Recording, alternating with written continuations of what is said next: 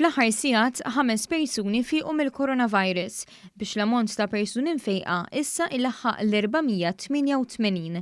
Dan filwaqt li 10 persuni irriżultaw pożittivi għal COVID-19 wara li fl-aħħar sigħat sar numru rekord ta' testijiet li laħħaq l-1500.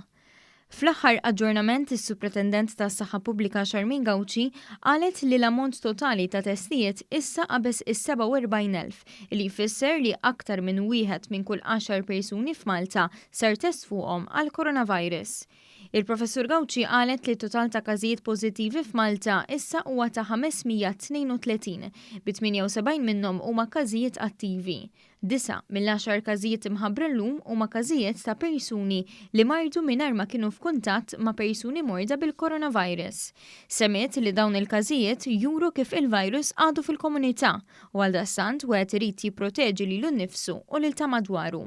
L-importanti li aħna nżommuh stabbli ħalli bekk aħna nkunu nistgħu nikkontrollaw il-firxa ta' dan il-virus. Però la nafu li hemm il-virus dejjem irridu aħna insegwu l-miżuri u r-rakkomandazzjoni li qegħdin nagħmlu biex hekk aħna dejjem inżommu il-firxa mill-inqas li nistgħu u dejjem nipproteġu lil xulxin. Il-Professur Gauci spjegat ukoll li r-rata ta' trasmissjoni tal-virus niżlet xi ftit meta mqabbel mal-jiem ta' qabel.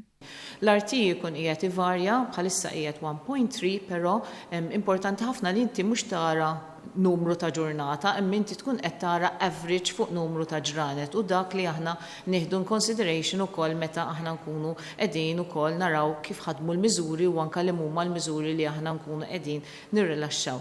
Intant bħalissa fl-isptarijiet hemm 16 pazjent bil-COVID-19. 3 persuni jinsabu fl-isptar Boffa, 7 persuni fl-isptar St. Thomas, 3 persuni f'Mater Dei u 3 persuni oħra f'Caring Grek. Qalet li bħalissa m'hemm l-ebda pazjent fit-taqsima l-kura intensiva.